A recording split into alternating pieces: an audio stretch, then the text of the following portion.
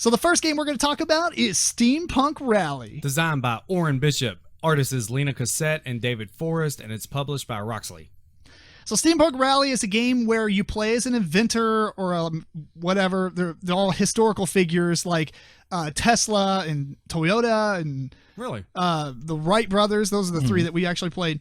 And you will be crafting this machine as you're racing around this board that you configure with all these different tiles.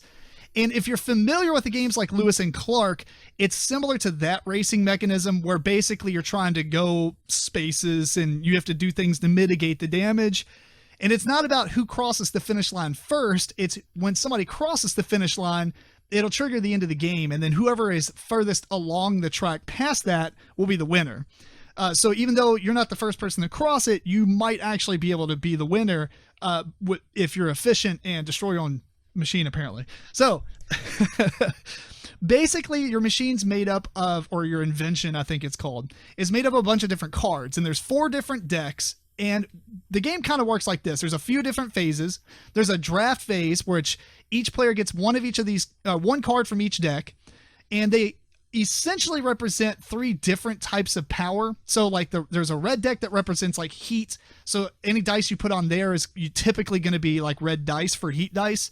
There's the yellow one, which is like electric, and the boogie, boogie, boogie. And then there's the, I just had to do it. Sorry.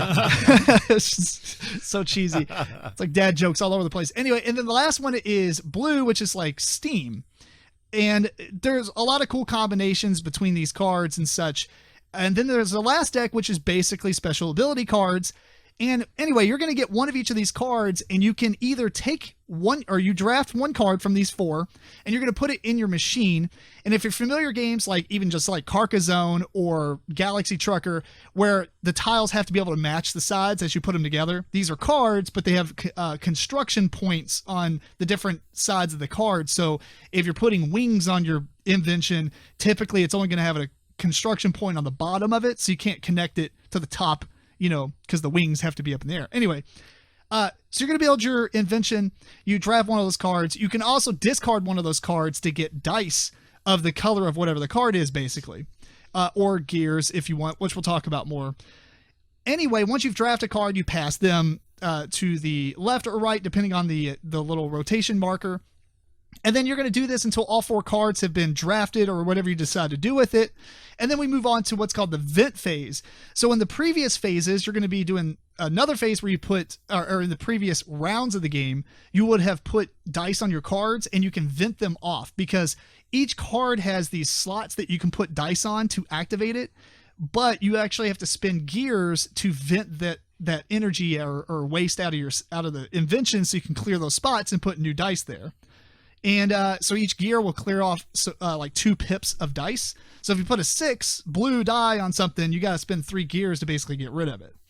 Anyway, once you get past the vent phase, there's the race phase where you're going to take your individual actions, and you're going to take all the dice pool that you've generated from discarding cards or whatever. You're going to roll them and decide where you want to put them. So you can put them in your boiler to turn like red dice into blue dice. You can put them in like your train tracks or whatever they're called to give you momentum and allow you to move ahead. There's special movement called smooth movement because there's spaces on the board that's like basically hazardous terrain. So if you move onto it, you're going to take damage. And the damage resets to 0 every round. But if you don't mitigate the damage that you've taken back to 0, you lose a card out of your machine for every point of damage you take. So if you take 3 damage, you're going to lose 3 cards out of your machine. It's because your janky machine's going through the mountains and, just falling apart on you, basically. Which you can use to your advantage if it's full of dice or whatever. Anyway, so once you do all your actions, then you move on to the damage phase. If you have any negative damage, you, like I said, move cards off, and then it's the end of the round. There's a little bit of cleanup, moving stuff around, and you do it again and again and again until somebody crosses the finish line, and then you play one more round, and whoever is furthest along the track is the winner. So I'll start off on this one, and I'll say this is right. We played this on Tabletop Simulator, and this is the first game that I have played on Tabletop Simulator that I have purchased before we were finished. Okay, I was gonna say that. Yeah, Yeah. We purchased other ones. Oh but yeah, not, I bought lots like of games. in the right. middle of our play. It's like, okay, I gotta go find this right now. Yeah. Dude, it is so good, Matt. Is It is so good. It's so fun. Just what you're doing is amazing. You know, the mitigation and the turns. You feel like when it's your action phase, that race phase or whatever, you're put. Did you watch a review on this one or anything? Yeah. Okay. Does it not look good? I think it might have been who I was watching explain it. I'm not going to say who it was. Fair enough. But I was very bored. I know who it is. Okay. Yeah. I was very bored halfway through the explanation. Okay, that's fair. Now, I totally get where you're coming from, but the gameplay is super thinky. Like you're trying to, and what it rewards you for just destroying your stuff. Because to some extent, to some extent, you got to could know go when, a little bit slower. Yeah, you got to and know when to don't push have your machine. Right. You don't have to Yes. destroy anything. It's not like what's this game? Galaxy Trucker. Right, Galaxy Trucker, where you're building something and every turn it's gonna fall apart. Right. And you're gonna get to the finish line with 2 parts left. Which in our game we kind of did, but I think it's kind of meant for that. Yeah, you fall apart across the finish line. Right. Yeah. You're like, all right, we're getting really close to the finish line. I'm just gonna push this as much as I can. It doesn't matter how much damage I'm taking, as long as I get to the finish line. I got 1 or 2 parts left. I'm fine. So. Yeah. Yep. Oh, dude, it's so good. You like this one too. I'm very high on this game. This is one of the best Kickstarters that I've ever gotten. I really enjoy it. I actually haven't heard much about it, and that's kind of a shame too, because there's like nothing about it. Well, realistically, Out there, I've seen really. this game. I've seen it a couple times, but I had no interest in it, even though I love steampunk. Right. I was just kind of like, which actually, whatever. to another point, I feel bad now. yeah. To another point, there's not a lot of steampunk games are really good. I agree with that. They're, like For whatever reason, the ratio is right. low. But the ones we've tried out, they've been okay to kind of bad. So going into it, my expectations were pretty low to average, I guess, and it did exceed those expectations. So I agree with you. I'm turned off by a steampunk theme most of the time. is it So because this a was a lot nice of them surprise? aren't good? Yes, Yeah. it is, and they're cheesy and they're badly designed, done. Yeah. unfortunately. But this one has a lot of really good points. It plays up to 8 people, and I didn't know that. Does it really? oh yeah. Oh wow. Well, it has how many? I don't know. No, 16 it plays up to inventors, 8.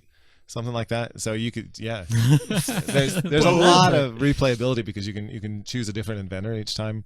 Having said that, once you've played it several times, you start seeing the same cards over and over. That's Sure. That's Which- one negative. Which each inventor starts off with their 2. own little the cockpit, which doesn't do anything, but you start out with 1 card that No, it can do. It kind of so you get, and that kind of brings me into one thing I was going to say I like is that the idea thing that they have. You have this little token that's like a light bulb, and when you have an idea, you're like bling, and you flip it over and light it up. Right. It's like so thematic because the whole typical like That's right. Albert Einstein kind of thing where it's like I I have have an an idea. idea. Yeah. It's like, but and then so your cockpit basically has That's a right, special yeah. ability that it gets activated when you flip that, and any other card that you've put into your machine also gets activated if it has that symbol, which there's is not a few. There's not a lot. there's not a lot, right? But Yeah, it's nice.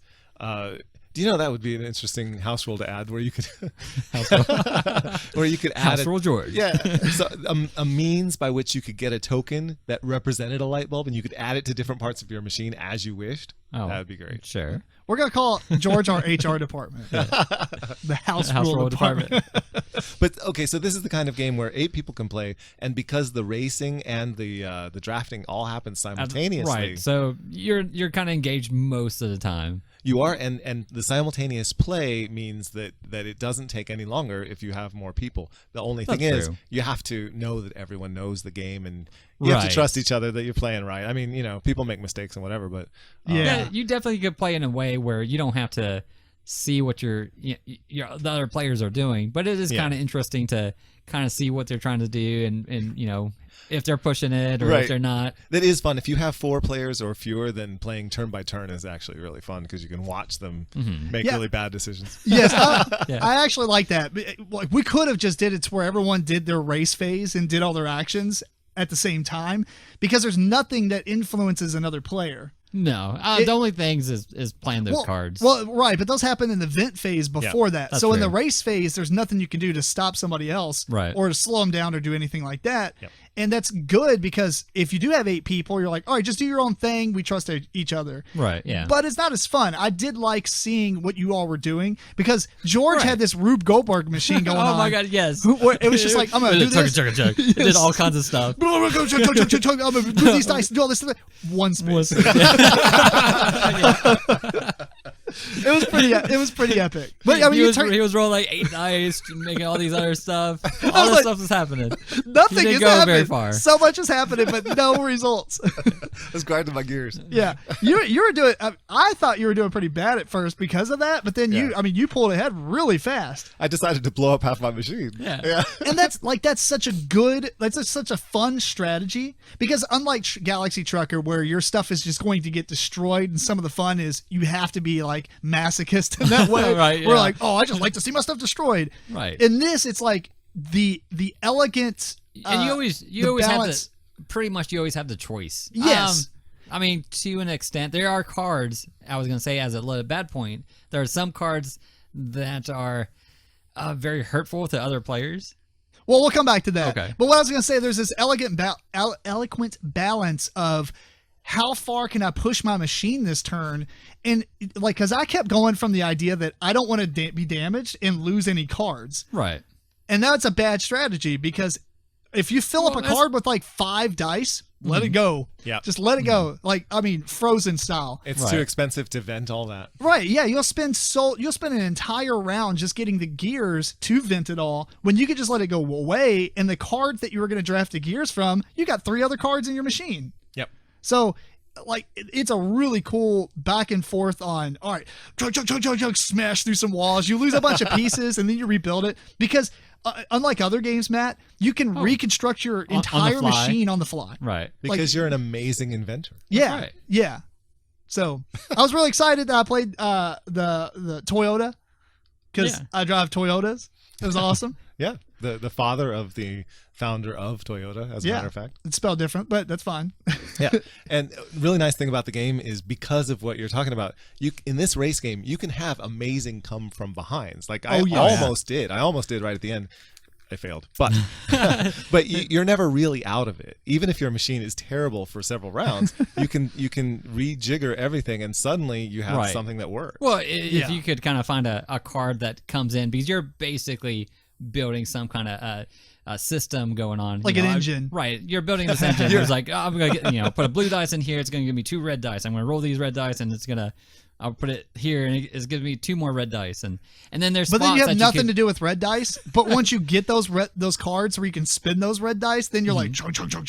You're building an engine. It's a literal engine building game. Yeah. Yes. Oh man, it's so good. Like, obviously we play Tabletop Simulator, but it looks like all the pieces are standees anyway. Yeah. In the actual game, it would have been cool if there was like some kind of miniature upgrades to where like they're like little crazy machines that they're riding in and stuff. But Legos. Legos, yeah. You just start rebuilding them as you're playing. So I don't know, dude. Everything about this game is awesome. Everything is awesome. Everything is. It kind of it brings back the race style of Lewis and Clark. It's kind of like a Lewis and Clark game, but but the way that you're racing is totally different. Right. Did you read the rulebook? I didn't read it. No. Okay. I saw on the Geek that there were a lot of people who said that the rulebook wasn't clear and it was confusing, and a lot of people complaining about the rulebook, and that is mystifying to me because I think the rulebook is tremendous. I think it explains it really well. Oh yeah. Yeah. So Actually, when I was looking at comments, a lot of people complained about rulebook. Did they really? Did you read the rules though? No, me? Yeah. No. Okay. I'm just saying the comments on On board BGG. game. Yeah. It's like a 6-page rule book, and it's so well laid out. I don't see what the issue is. Now, I wonder they if have you a have problem. You got the actual Kickstarter, so you have the original rulebook, Yeah, right? yeah. So okay, well, I don't know. Oh, there is a updated rulebook or a rata rulebook or something available. I've seen something like that. I didn't even look at it, but there is one available. Maybe, I don't know. Did somebody else explain it to you when you played it the first time, or did you read the rulebook and then start playing it? No, I just learned it from the Kickstarter. Basically, I guess there was probably somebody teaching the game, on one of those little Kickstarter Gotcha. videos. Well, see, I know some people will complain about rule books when they read them because if they've not played the game, it doesn't make any sense. If they don't know what a drafting game is, maybe, or if they don't know what a I guess, but I mean, it's not that hard of a game. It's not. Like, I get if you want to complain about something like Netrunner. I mean, that rule book is cryptic. It's like, that terminology you're used to in every card game ever created, we're going to change all of it.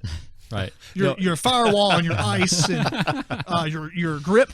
And unless you played it, you don't know what any of that stuff means. Yeah, this wasn't like that. This was pretty straightforward. I thought it was too. Yeah, I mean, you can just read the little cheat sheet, the reference sheet thing, and kind of just follow along with that. Yeah. So I don't know.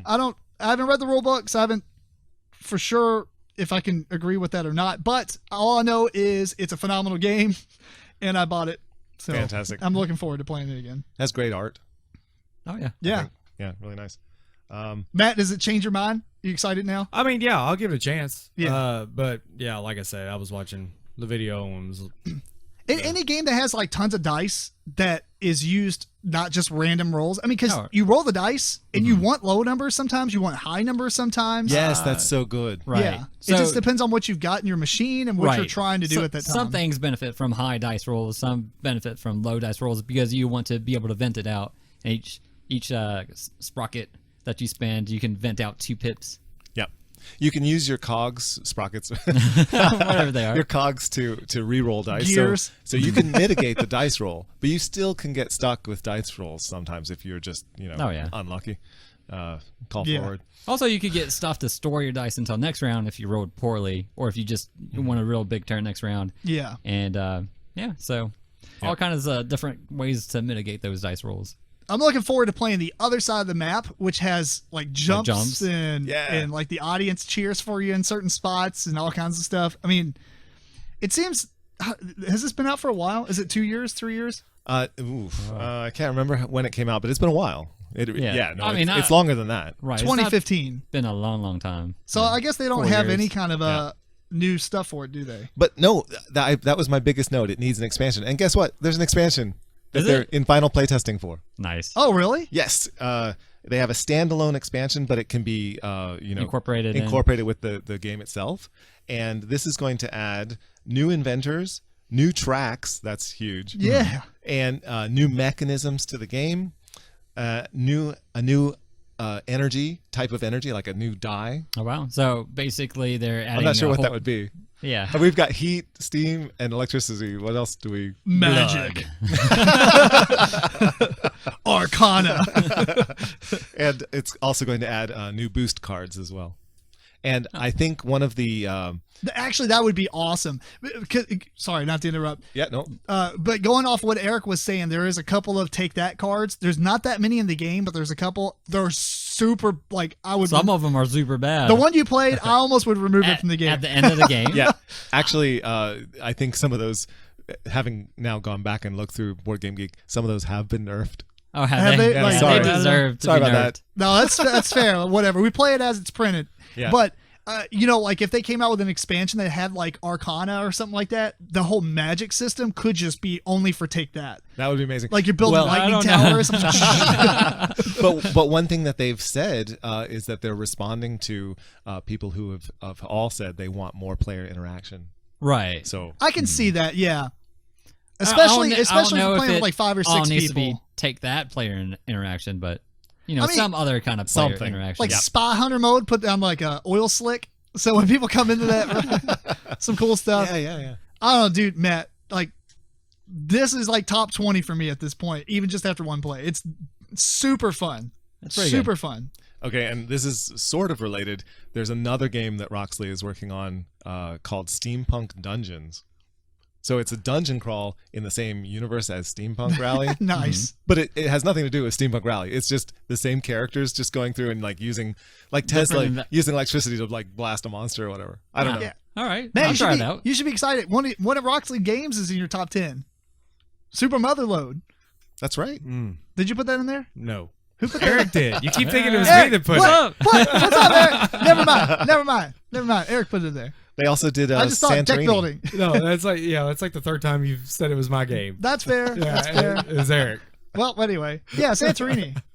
They did Santorini So, too, yeah. oh man, looking forward to any content they bring out for this because I would say that it would be repetitive after 2 or 3 plays because you would see you almost see everything going through at one time. I would say you see everything, but every time you do your machine, you're gonna kind of have to build it differently. Yeah, and also the only other negative I will say is that unless you play your race phases simultaneously, this game is not 45 to 60 minutes.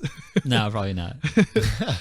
But True. It's so much more fun to watch other people and what they do with their machines and see their combos and see their ideas on how they can go. And yeah, so Yep. really good game. I really like it. Anything else? Final thoughts? Last things to say? I recommend it. It's All right. good. We'll play it with Matt and we'll have him tell us his thoughts later. Yeah. So that is Steampunk Rally.